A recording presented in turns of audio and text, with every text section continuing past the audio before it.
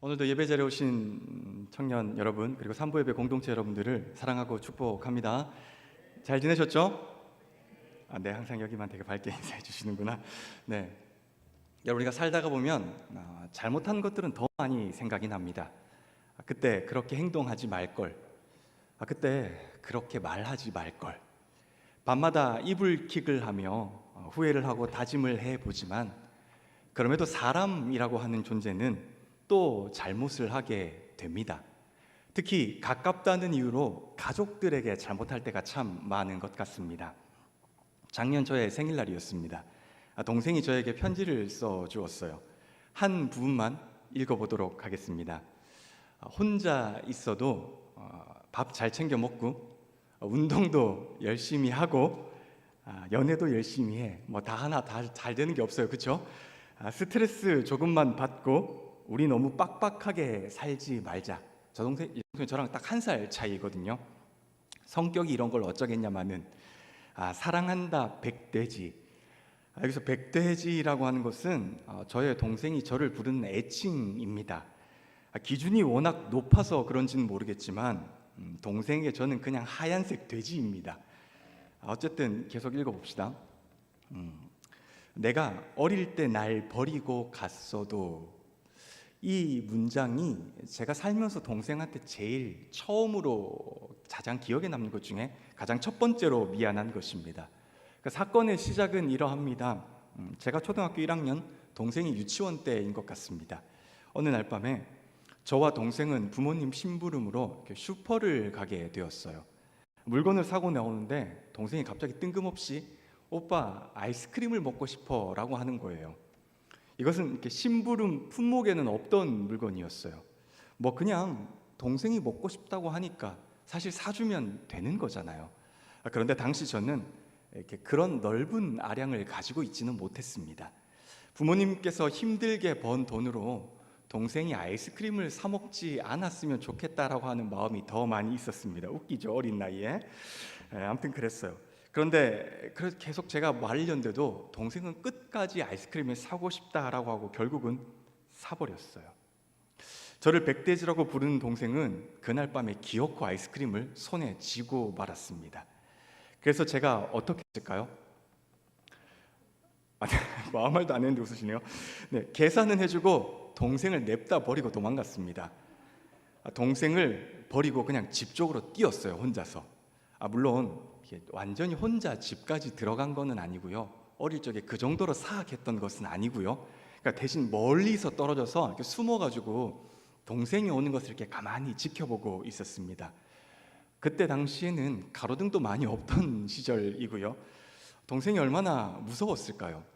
동생은 이렇게 엉엉 울면서도 손에 잡은 아이스크림만은 놓지 않고 있었습니다. 그렇게 서럽게 울던 동생 앞에 제가 이렇게 짠 하고 나타났습니다. 그리고 굉장히 인자한 오빠처럼 이렇게 말을 했어요. 다시는 오빠가 사지 말라는 거 사지 마. 오빠 말 잘 들어야 해. 이게 초등학교 1학년의 생각이 참 놀랍죠. 착한 동생은 울면서도 이렇게 고개를 끄덕여 줬습니다. 종종 이런 이야기를 되게 많이 해요, 동생한테. 그런데 동생은 자기에게 이런 기억은 없대요. 그러나 저는 그날 밤을 지금도 사실 잊을 수가 없습니다. 너무도 미안하기 때문이에요.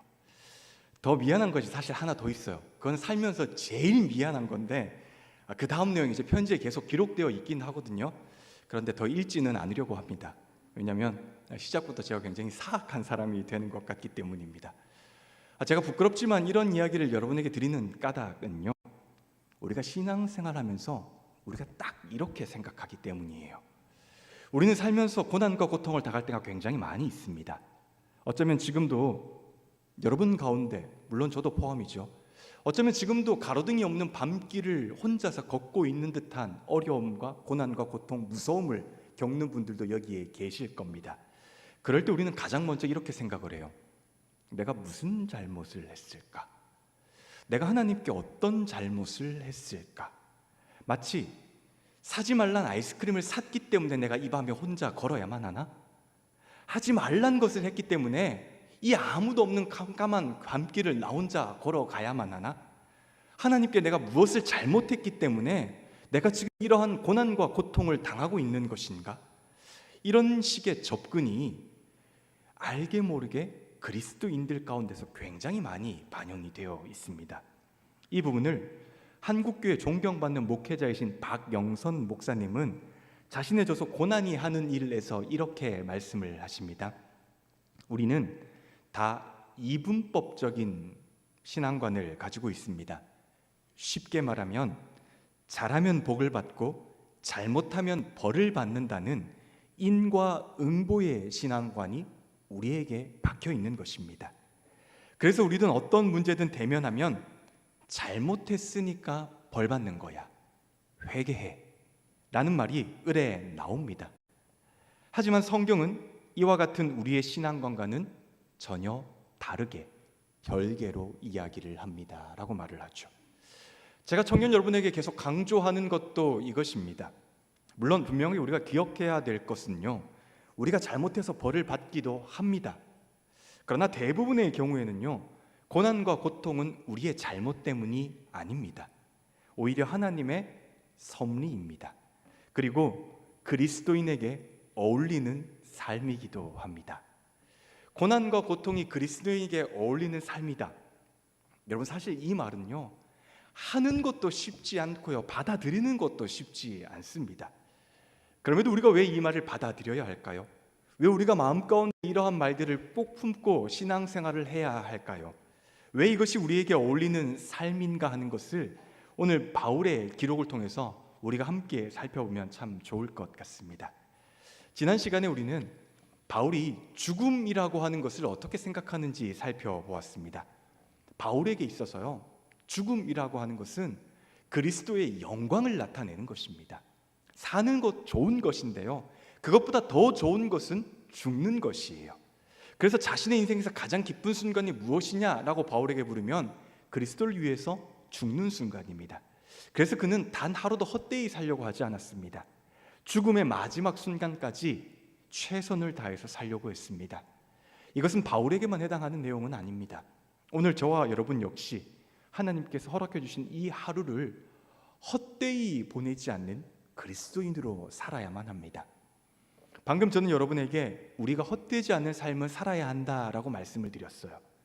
그렇다면 헛되지 않는 삶이란 어떤 삶을 말하는 것일까요? 저는 그 대답을 오늘 본문의 27절에서 먼저 찾아보고자 합니다. 바울은 27절에서 이렇게 말을 하죠. 우리 27절 상반절만 한번 같이 읽어볼까요? 같이 읽을까요? 시작. 오직 너희는 복음에 합당하게 생활하라. 바울에게 헛되지 않는 삶, 나아가서 저와 여러분에게 헛되지 않는 삶이라고 하는 것은 곧 그리스도의 복음에 합당하게 생활하는 것입니다. 성경은 이 부분을 조금 더 깊게 설명하고 있어요. 여러분 성경을 한번 보실까요? 보시면은 이 구절에 각주 처리가 되어 있어요. 그리고 손가락을 따라서 밑으로 내려가면은 한마디 더 적혀 있죠. 뭐라고 이렇게 설명이 되어 있습니까? 시민 노릇을 하라라고 적혀 있습니다. 그러니까 바울이 말하는 헛되지 않는 삶이라고 하는 것은 복음에 합당하게 생활하는 것이라고 하는 것은 동의어는 하늘 시민다운 삶을 사는 것입니다. 그래도 사실 조금은 두루뭉술하죠. 그래서 하늘 시민이 어떻게 살아야만 하는지 우리 다음 구절을 좀 더 읽어볼 필요가 있습니다. 바울이 생각하기에 하늘 시민답게 사는 길은 두 가지입니다. 우리 화면을 보면서 27절 후반절과 28절 전반부를 한번 같이 읽어볼까요? 같이 읽읍시다. 여러분이 한 정신으로 굳게 서서 한 마음으로 복음의 신앙을 위하여 함께 싸우며 또한 어떤 일에도 대적하는 자들을 두려워하지 않는다는 소식이 나에게 들려오기를 바랍니다. 그러니 바울이 제시하는 하늘 시민의 삶이라고 하는 것은요, 먼저는 한 마음 한 뜻으로 서서 서로 협력하는 것이고요, 두 번째로는 복음을 핍박하는 대적자들을 두려워하지 않는 삶을 말하는 것입니다. 그런데 여러분, 이 삶이 쉬울까요? 여러분, 한 핏줄, 한 뱃속에서 자란 형제 자매도 이해하는 것이 쉽지 않습니다. 그런데 우리가 신앙 안에서 한 마음을 가지고 우리가 한 뜻으로 한 걸음씩 같이 걸어간다는 것은 정말 쉬운 일이 아닙니다. 예컨대 여러분, 오늘 이 예배당에 들어오시면서 몇 분과 인사하셨습니까? 그리고 몇 주째 보이지 않는 형제나 자매들을 위해서 얼만큼 기도하셨어요? 그리고 연락은 한번 해보셨습니까? 그 정도로 쉽지 않은 것이죠. 혹은 우리가 사회생활을 하다가 보면은 사명을 가지고 교회를 핍박하는 사람들을 만나게 됩니다. 우리는 이런저런 이유로 이들과 대적하는 것들이 싫어서 학교나 직장에서 내가 크리스천임을 감추고 살아가는 사람들이 많습니다.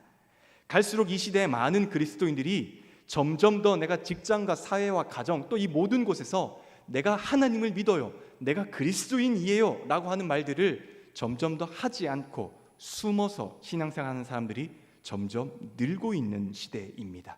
그저 개인적으로만 혼자 열심히 신앙생활하는 것이죠. 그럼에도 바울은 28절 마지막에서 우리에게 이렇게 말을 하지 않습니까? 이것이 너희에게는 구원의 증거니 하나님께로부터 난 것이다 라고 말을 합니다. 그러니까 바울은 쉽지 않은 이 삶이야말로 우리에게 구원의 증거라고 말하는 것입니다. 다시 말하면 고난과 고통이 따르는 삶이야말로 하나님께로부터 온 것이며 고난과 고통을 받는 사람들이 구원받는 사람이야 라고 오늘 우리에게 말을 해주고 있는 것입니다. 그러니까 이 말은 우리가 겪는 고난과 고통은 징벌이 아니라는 뜻입니다. 구원의 증거라는 뜻이죠. 이것은 29절에 보면 좀 더 확실하게 설명이 됩니다. 개인적으로 오늘 말씀 중에 가장 중요한 말씀이 29절이라고 생각합니다. 우리 29절을 함께 읽어볼까요?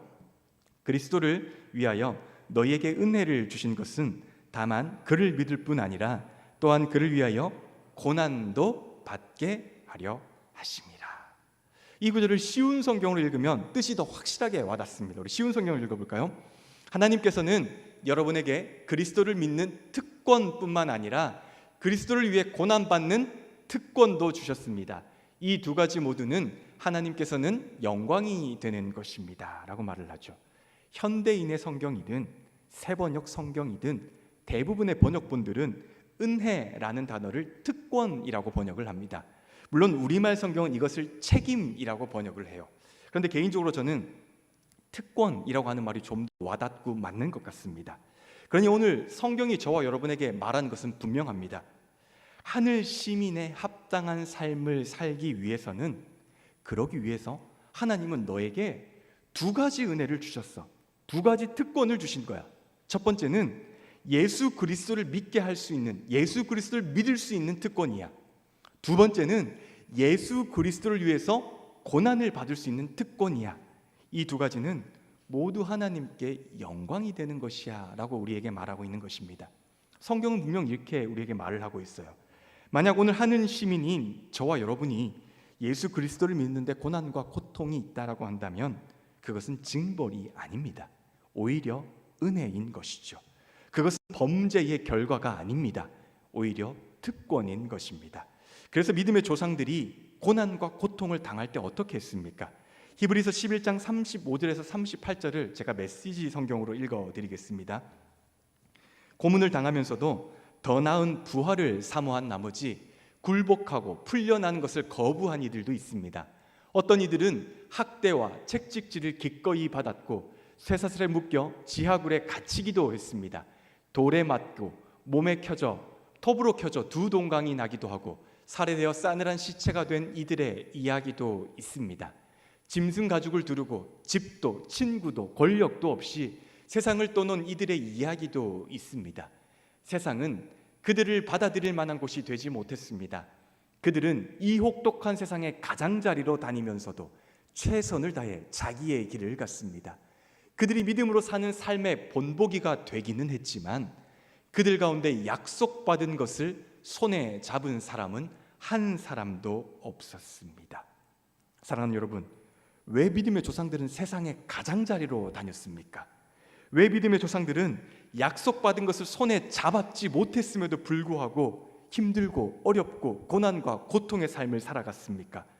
왜냐하면 이들은 예수님 때문에 받는 고난과 고통을 고난이라고 생각하지 않았기 때문입니다. 징벌이라고 생각하지 않았기 때문이죠. 바울의 말처럼 이들이 당하는 이 모든 것은 하늘 시민으로 사는 특권이었기 때문입니다.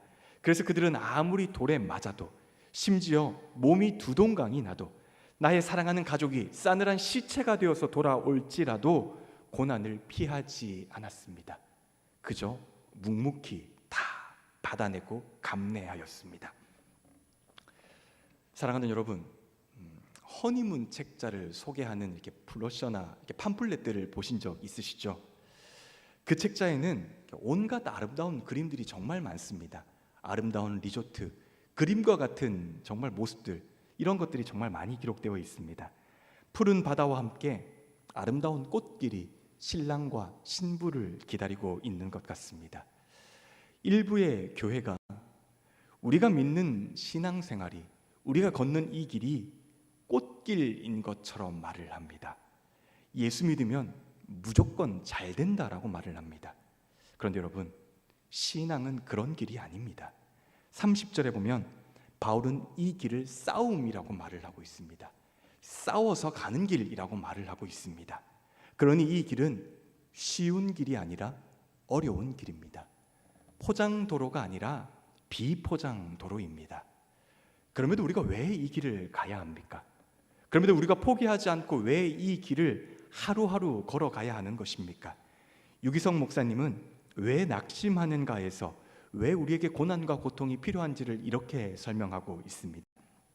하나님이 우리에게 낙심을 허락하시는 이유는 낙심되는 상황을 견뎌내게 하려는 것입니다. 우리는 그 상황을 홀로 겪지 않습니다. 우리가 견디는 동안 하나님이 우리를 지켜보며 함께 하신다는 것을 기억하십시오. 그러니 하나님을 만나면 어디로 가야 하겠습니까? 하나님은 고난의 현장에 계십니다. 낙심할 수 없는 상황 속에서 우리를 붙들어 인내할 수 있도록 도우십니다. 그러니 하나님을 만나고 싶다면 고난의 현장으로 가십시오. 어려운 삶의 자리로 가십시오. 하나님이 거기 계십니다. 왜 가야 합니까? 하나님이 거기 계시기 때문입니다. 하나님은 고난의 현장에 계십니다. 그래서 고난은 은혜이고 곧 특권입니다. 내가 어떤 고난을 느끼든지 간에, 내가 오늘 어떠한 고통을 당하든지 간에 바로 그 자리에 하나님이 함께하고 계십니다. 우리가 진짜 믿음을 가진 크리스천이고 진짜로 믿음의 성도라고 한다면 고난을 은혜로, 고난을 특권으로 받아들일 줄도 알아야 합니다. 다시 말하면 고난을 삼킬 줄 알아야 합니다. 흔히들 세상 사람들은 달면 삼키고 쓰면 뱉는다라고 말을 합니다. 이것이 세상의 논리입니다. 그렇다고 한다면, 이것을 적용해 본다면 세상 사람들은 고난은 뱉고 영광은 삼키는 것이겠죠. 그러나 그리스도인들은 반대가 되어야 합니다. 성경은 우리에게 고난을 삼키라고 말을 합니다. 사도행전 14장 22절은 이렇게 말을 하죠. 그들은 제자들의 마음을 굳세게 해주고 믿음을 지키라고 권하였다. 그리고 또 이렇게 말하였다. 우리가 하나님 나라에 들어가려면 반드시 많은 환난을 겪어야 합니다 라고 말을 하죠. 시편 119편 71절은 이렇게 기록합니다. 내가 고난을 받는 것이 내게는 잘된 일입니다. 이는 내가 주의 율례를 배우게 되기 때문입니다. 심지어 저와 여러분이 믿는 예수님께서 이 땅에 오신 이유는 고난을 당하기 위해서입니다. 마태복음 16장 21절은 예수님께서 왜 이 땅에 오셨는지, 어떠한 삶을 살아가야 하는지 우리에게 이렇게 설명을 하고 있죠. 우리 같이 한번 읽을까요? 같이 읽읍시다. 시작. 이때로부터 예수 그리스도께서 자기가 예루살렘에 올라가 장로들과 대제사장들과 서기관들에게 많은 고난을 받고 죽임을 당하고 제3일에 살아나야 할 것을 제자들에게 비로소 나타내시니. 그러니까 우리가 믿는 예수 그리스도도 이 땅에 고난을 당하기 위해서 오신 것입니다. 그것도 많은 고난을 당하기 위해 오신 것입니다. 그리고 그 고난으로 죽어야 함을 말씀해 주고 계시는 것이죠. 그러니 저와 여러분도 고난을 삼켜야 합니다. 그리고 영광은 뱉어야만 합니다. 역대상 16장 28절은 말합니다. 여러 나라의 종족들아 영광과 권능을 여호와께 돌릴지어다. 여호와께 돌릴지어다. 시편 22편 23절은 이렇게 기록하죠. 우리 함께 읽읍시다. 여호와를 두려워하는 너희여 그를 찬송할지어다. 야곱의 모든 자손이여 그에게 영광을 돌릴지어다. 너희 이스라엘 모든 자손이여 그를 경외할지어다. 마태복음 6장 2절은 말합니다. 그러므로 구제할 때 외식하는 자가 사람에게서 영광을 받으려고 회당과 거리에서 하는 것 같이 너희 앞에 나팔을 불지 말라. 진실로 너희에게 이르노니 그들은 자기 상을 이미 받았느니라. 성경은 우리에게 영광이 저와 여러분의 것이 아니라고 말을 합니다. 그것은 하나님의 것입니다. 그럼에도 우리는 자주 반대로 합니다. 우리가 스스로 영광을 삼킵니다. 나의 이름이 높아지는 것을 좋아하고요, 어디든 내 이름이 등장하는 것을 좋아하고요, 어디든 뭐든지 센터에 내가 있는 것을 가장 좋아합니다. 내가 드러나는 것을 좋아하는 것이죠. 그런데 여러분, 성경에 따르면요, 이것이야말로 우리를 신앙의 파멸로 이르는 지름길입니다. 성경은 이것을 바로 교만이라고 말을 합니다. 그래서 예수님은 누가복음 14장 11절에서 이렇게 말씀을 하시죠. 무릇 마음이 교만한 자를 여호와께서 미워하시나니 피차 손을 잡을지라도 벌을 면하지 못하리라. 잠언 16장 18절은 말합니다. 교만에는 멸망이 따르고 거만에는 파멸이 따른다라고 말을 합니다. 그래서 여러분, 우리는 고난과 고통을 견뎌야 하고요, 고난과 고통을 배워야 하고요, 고난과 고통을 이겨내야 합니다. 우리를 자라게 하고 우리를 성장시키고 우리에게 하나님의 마음을 정말 깨닫게 하는 것은요, 영광이 아닙니다. 고난입니다. 그래서 이정일 목사는 문학은 어떻게 신앙을 더 깊게 만드는가에서 고난을 이렇게 설명합니다. 신앙인은 주님을 알아가는 기쁨을 누리지만 불확실한 삶이 주는 아픔도 동시에 겪는다. 이게 저와 여러분의 삶이라는 것입니다. 주님은 우리의 모든 기도의 제목을 모두 들어주시지 않으며 고통을 다 없애주시지도 않는다. 그래서 우리는 질병, 돈이나 꼬인 인간관계 때문에 어려움을 겪는다. 이 괴리가 견딜 수 있는 최대 한계치를 넘어서면 그때 우리는 분노하거나 좌절하거나 낙심한다. 하나님은 사소한 것은 즉답하시는데 반해 정작 중요한 일에는 침묵하시는 것처럼 느껴진다.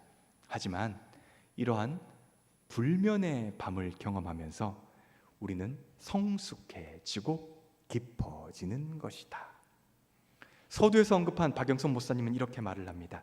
하나님이 우리를 초대하시는 것은 만사 형통의 자리가 아닙니다. 하나님은 인간이 겪는 수많은 한계 속에서 고뇌와 절망과 후회와 자책 속에서 우리를 사랑한다는 게 무슨 의미인지를 배우게 하십니다.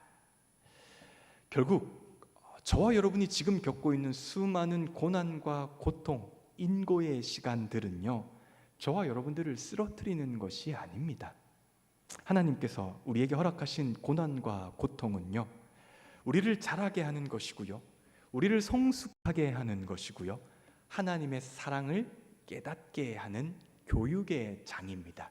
쉽게 말하면 일종의 수업과 같은 것이죠. 개인적으로 고난과 고통을 생각할 때마다 마음에 새기는 말씀이 하나 있습니다. 주기철 목사님의 말씀입니다. 여러분들이 잘 아시는 것처럼 주기철 목사님은요, 신사참배하지 않는다는 이유로 일본의 모진 옥살이를 당하셨고요, 모진 고문을 너무 많이 당하셔서 몸이 극도로 쇠약해지신 가운데 돌아가셨죠. 순교하셨습니다. 옥살이를 할 때 주기철 목사님이 많이 힘들어할 때 주변에 많은 사람들이 주기철 목사님께 이렇게 회유를 했어요. 잠시만 피해. 대부분 그랬으니까 그냥 신사참배 잠시만 해. 아니면 일단 이 위기를 넘겨. 그때 주기철 목사님은 오종목 나의 기원이라는 설교에서 이렇게 말씀을 하십니다. 주님을 위하여 오는 고난을 내가 피하였다가 이 다음에 내 무슨 낯으로 주님을 대하오리까? 주님을 위해 이제 당하는 감옥을 내가 피하였다가 이 다음 주님이 너는 내 이름과 평안과 즐거움을 다 받아 누리고 고난의 자는 어찌하고 왔느냐 하고 물으시면 나는 무슨 말로 대답하랴? 주님을 위하여 오는 십자가를 내가 피하였다가 이 다음 주님이 너는 내가 준 유일한 유산인 십자가를 어찌하고 왔느냐 하고 물으시면 나는 무슨 말로 대답하랴? 사랑하는 여러분, 저는 확신합니다. 언젠가 하나님 앞에 서는 날 하나님은 저와 여러분에게 동일하게 물으실 겁니다. 너는 이 땅 가운데 살면서 내 이름으로 평안과 즐거움을 다 받아 누리고 고난의 자는 어찌하고 왔니? 너는 내가 준 유일한 유산인 십자가는 어찌하고 왔니? 여러분, 그럴 때 저와 여러분은 무엇이라고 대답해야 할까요? 우리는 과연 그분 앞에서, 저와 여러분을 사랑하셔서 십자가에 죽기까지 순종하신 그분 앞에서 무슨 대답을 할 수 있을까요? 분명한 것은 저와 여러분의 삶이 쉽지 않습니다. 분명히 이 자리에 앉은 여러분 가운데 누군가는, 또 상당수는 고난의 밤을 통과하고 있는 중일 겁니다. 고난과 고통은 누구에게나 어려운 일이에요. 그것은 크기에 관계없이 누구에게나 벅찬 일입니다. 그런데 여러분, 오늘 우리가 기뻐할 수 있는 것은 그 고난과 고통 그 한가운데 바로 하나님이 나와 여전히 함께하고 계시기 때문입니다. 하나님은요, 지금도 내가 아파하는 것보다 더 많이 아파하시고, 내가 슬퍼하는 것보다 더 많이 슬퍼하시고, 내가 겪는 고난과 고통보다 그분이 더 많은 고난과 고통을 겪으시며 저와 여러분을 기다리고 계시고 또 함께하고 계십니다. 그렇게 내가 성장하기를, 그렇게 내가 신실한 그리스도인으로 자라기를 하나님은 여전히 기다리고 계십니다. 오늘 그런 하나님의 시선이, 그런 하나님의 마음이 느껴지는 하루가 되셨으면 좋겠습니다. 사랑하는 여러분, 그리스도인에게 고난은 특권입니다. 그래서 고난은 기쁨입니다. 그러니 사랑하는 여러분, 살면서 고난은 삼키고 영광은 뱉으십시오. 그런 기쁨의 날이 되시기를, 그리고 그런 인생을 살아가시기를 주님의 이름으로 간절히 축복합니다. 기도하겠습니다.